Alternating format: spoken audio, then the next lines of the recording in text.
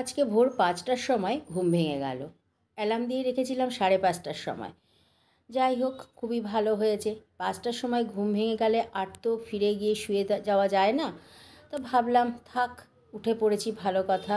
তাড়াতাড়ি সব কিছু সেরে তারপরে না হয় দুপুরবেলা একটু রেস্ট নেওয়া যাবে। তো সেই কারণে আমার রাতের বেলা তো সব বাসন কোসন মাজা ধোয়া সব কিছুই ছিল, সেজন্য কোনো অসুবিধে হয়নি। ঘুম থেকে উঠেই সব বাসি কাজ সেরে ফেললাম, বাথরুমের বাসি কাজ, তারপরে ঘরের যতটুকু টুকিটাকি ওগুলো সেরে ভাত বসিয়ে দিয়েছি একপাশে। যেহেতু একটু তাড়াতাড়ি উঠেছি তাতে একটু সুবিধেই হয়েছে। ভাত বসিয়ে দিলাম আর এপাশে মাছের ঝোল বসিয়েছি। দুদিন আগেই কর্তামশাই তো একসঙ্গে ২-৩ রকম মাছ নিয়ে আসে। রুই মাছ নিয়ে এসেছিলো, কেটে ধুয়ে হলুদ মাখিয়ে রেখে দিয়েছিলাম, সেটা আজকে রান্না করে দিলাম। এই সকালে উঠেই সব কেটে কুটে নিয়েছি, ভিডিও করতে পারিনি সঠিক সময়ে। কি করব, একা হাতে সব কিছু করতে হয় না। তারপরে আমি এবার কর্তামশাইয়ের জন্য খাবার রেডি করে দিচ্ছি। আর এই কুমড়োটা কালকে রাতের বেলায় ভেজেছিলাম, একদম ছোট্টো ছোট্টো ডুমো ডুমো করে কেটে কালো জিরে রসুন আর পেঁয়াজ কুচি ফোড়ন দিয়ে ভাজা করেছিলাম, নুন হলুদ আর লঙ্কা চিড়ে। এত টেস্টি হয়েছিল না। এই যে ছোট ছোট টিফিন বক্সের মধ্যে কর্তামশাইকে সব কিছু ভরে দিতে হয়। একটা ছোট টিফিন ক্যারি আছে, কিছুতেই ওটা নেবে না, এত জেদ। বলে আমি নেবই না টিফিন ক্যারি, তুমি আমাকে একটা ছোট্ট বাটিতে ভাত দিয়ে দাও। এরকম অল্প একটু ভাত নেবে আর অল্প অল্প তরকারি নেবে। তো মাছের ঝোল আর কুমড়ো ভাজাটা দিয়ে দিলাম। কর্তামশাই তো বেরিয়ে গেল। কর্তামশাই আমার পুচকুগুলোকে এমন একটা বাজে অভ্যেস করিয়ে দিয়েছে না, সকাল বিকেল দুবেলা করে ওই দুধ দেবে। চা করতে গেলে আমি চা করি কি ও চা করুক, ওই দুধ দেবে ওদেরকে। আর দেখো যাওয়ার সময় যেন কান্নাকাটি শুরু করে দিয়েছে, কেন আজকে সকালে ওদেরকে দুধ দেয়নি। তো এবার তো ও তো ডিউটি চলে গেল, বেরিয়ে গেল। আমি এবার ঘরের কাজে মন দিতে হবে, ওদেরকে ঘরে ঢুকেই আগে দুধ দিতে হবে। এই তো আমার কাজ, আর কি। আয় আয় আয় আয় আয় আয় আয় আয় আয় আয়, খাবি? আয়, খাবি না? দুধ খাবি না? আয় আয়।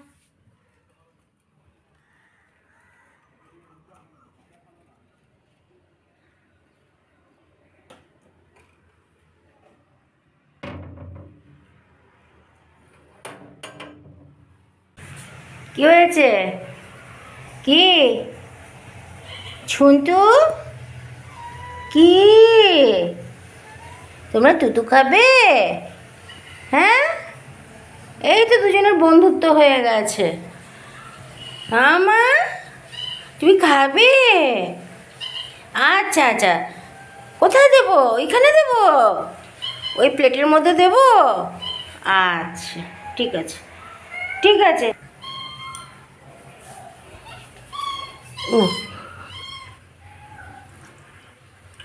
এই ইমা, দুধের বাটির মধ্যে উঠে গেছে, কি পাগল নাকি? দুধের প্লেটে উঠে গেছে, কিছু জানিই না, বোকা। আর তুই কি, লোকে কি বলবে তুই একটা বড় হিঙ্গি বিড়াল? হ্যাঁ, কি কি সে বাড়াবাড়ি হচ্ছে?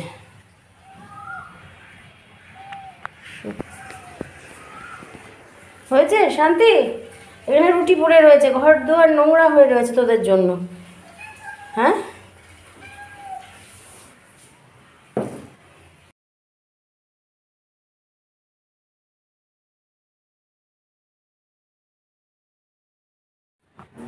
সব আমগুলো গাছের পড়ে যাচ্ছে জানো। আর এই যে আজকে ভালো কয়েকটা কুড়িয়েছি, একটা বউকে দিয়ে দিয়েছিলাম, সে নিয়ে গেছে ব্যাগ ভরে। আর আজকে দেখলাম বিশেষ একটা পড়েনি অন্যান্য দিনের মতন, এগুলো ফেলে দিতে হবে। এখানে তো আমার কর্তামশাই এই টেবিলটার মধ্যে তো একদম গুদাম ঘর বানিয়ে রেখেছে। কুড়িয়ে কুড়িয়ে মায়া গাছের জিনিস কুড়িয়ে কুড়িয়ে এনে রাখে। বলে কি আমি তো কিছু করি না, কারণ আমার টক খাওয়া একদমই ডাক্তার বারণ করে দিয়েছে, কোনো টক খাওয়া যাবে না, এগুলো ফেলে দিতে হবে। আর মানে কোনো স্কুলের বাচ্চাদের দিয়ে দিতে হবে, স্কুলে যায় বাচ্চাগুলো গাছে ঢিল মেরে মেরে পারে। আর এত আম পড়েছে এবারে, পুরো গাছ ফাঁকা হয়ে গেছে, অনেক অজস্র আম হয়েছিল। আছে তাও ফাঁকা হয়ে গেছে বলবো না, মানে যে হারে হয়েছিল একদম তার সিকি ভাগও নেই, মানে একদম 4 ভাগের 1 ভাগ আমও নেই।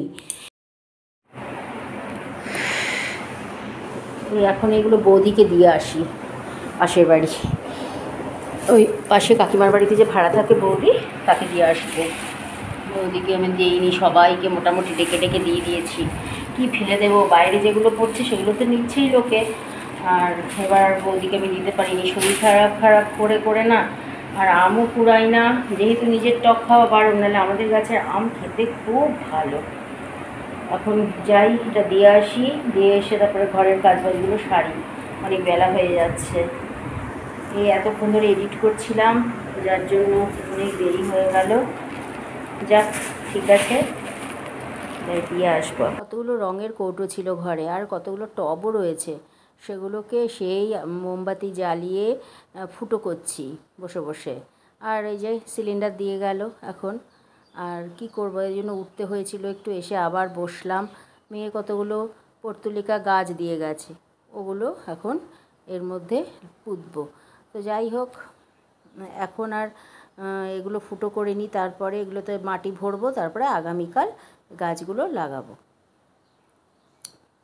আমার ঘরে রঙের কোনো কৌটো বা বড় ড্রাম টাইপের বা পুরনো ভাঙা বালতি কোনো কিচ্ছু আমি ফেলি না, একদম বাতিল করি না। যদি মনে করি যে অল্প একটু ভেঙেছে বালতিটা, একটু মানে ফেটে গেছে, তো সেটা আমি টবের কাজে লাগিয়ে দিই। বেশি ভাঙতে দেই না, বেশি ফাটতে দেই না বালতিটা। তার আগে আমি কী করি, ওটা নিয়ে নিই, নিয়ে তারপর ওটাকে টবের কাজে লাগিয়ে দিই। আর বড় বড় বালতি বেশ অনেক দিন না, টবের থেকেও বেশি দিন যায় আমি দেখলাম, যেটা যে রঙের বালতিগুলো বিশেষ করে, তো সেগুলোকেই আমি কাজে লাগাই। আর টব খুব যে বেশি কিনি তা না, টব আমার খুব একটা কিনতে হয় না, এই বালতি টালতি এইসব দিয়েই কাজে লাগিয়ে দিই। এখন তো সবার বাড়িতেই তাই করছে, সব রকম জলের বোতল থেকে শুরু করে সবই, সেগুলো তো আমার পক্ষে সম্ভব না বসে বসে ওর পেছনে সময় দেওয়া। তো এগুলো আমি ফেলি না কখনো, এই ছোটোখাটো কৌটো টৌটো এগুলোর মধ্যে আমি সব করি, গাছ লাগাই। তো এই ঘরে আমার দুখানা কৌটো ছিল, একটা মেয়ে রঙ করে রেখে গেছে, খুব সুন্দর আর্ট করেছে ওর মধ্যে, আর একটা এমনি আছে, আর বাইরে 4টে কৌটো ছিল, মোট 6টা।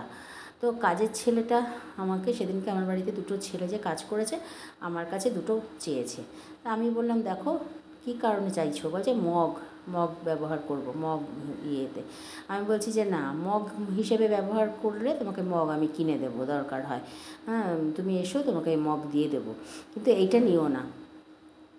এগুলো আমার গাছ লাগানোর কাজে খুব দরকার, এগুলো প্রয়োজনীয় জিনিস, যেহেতু গাছ লাগানোর জিনিস, সেজন্য আমি দিতে চাচ্ছি না। ও কী করেছে, আমার বাড়িতে অনেক দূরে গ্রামে থাকে, তো ও অন্যান্য বাড়িতে যখন কাজ করে আমার বাড়িতে কোদাল রেখে যায়, বা অন্যান্য কিছু কাস্তে এইসব দাও এগুলো রেখে যায়। ও এগুলো কখন যেন নিতে এসেছিলো আমার ঘর থেকে, এসে 2খানা কৌটো নিয়ে চলে গেছে না বলে। তো এখন দেখছি বাইরে 2টো কৌটো পড়ে রয়েছে, আর 2টো নেই। তখন বুঝে গেলাম যে ওই নিয়ে গেছে। এত রাগ হয়ে গেছিলো না প্রথমে, তারপরে ভাবলাম থাক, গরিব মানুষ নিয়েছে, আর কি করা যাবে। ওকে আমি বললাম, তুমি ঘরে আমার এক্সট্রা মগ রয়েছে, আমি বললাম তোমাকে দেবো, সে শুনলো না আমার কথা, যাকে নিয়ে গেছে। আর এই সামান্য জিনিস নিয়ে মানুষের সাথে কুপস্যা করে লাভ নেই, তারপরে গরিব মানুষ ওরা। আর এদিকে সিলিন্ডারটা এই সময়ই এসেছে, আমাকে তার জন্য উঠতে হয়েছে 2বার করে। এখন এটাকে সরাতে হবে, আর রান্নাঘরে কিছু কাজ রয়েছে, বাসন মাজা বাকি রয়েছে, দুপুরে এই সকালে রান্নার পর যত বাসন কোসন বেরিয়েছিল সেগুলো রয়েছে। এখন উঠে তারপরে রান্নাঘরে যাই। রান্নাঘরের পরিষ্কার পরিচ্ছন্নতা এগুলো সব রয়েছে, গ্যাস ওভেন থেকে স্ল্যাব থেকে বাসন কোসন সবই পড়ে রয়েছে, হয়তো স্নান করতে করতে 2টো 2:30টা বেজে যাবে। আর সেটাই হয়েছিল, ভাত খেয়েছি সেই অনেক বেলাতে, 3:45টার সময় ভাত খেয়েছি। এখন কিছু করার নেই, যে একটু বাইরের মানে অতিরিক্ত কাজ করতে গেলে এটাই হবে, যেরকম বলা সেরকমই কাজ। ভাত খেয়ে উঠতে উঠতে আমার 4:30 বেজে গেছে। এই মাছের ঝোল আর একটু কাঁচকলার তরকারি ছিল গতকালের, সেটা দিয়ে ভাত খেয়ে নিলাম। আর সকালে রুটি খাওয়ার জন্য কুমড়ো ভাজা একটু ছিল, রুটিতে একটা খেয়েছি, সে কারণে কুমড়ো ভাজা একটু রয়ে গেছে। মেয়ে আমার কাছে নেই, এই 3-4 দিন হলো মেয়ে আমার এখান থেকে এক রিলেটিভের বাড়িতে রয়েছে, ওটাও শ্বশুরবাড়ির তরফেরই এক রিলেটিভ বাড়ি।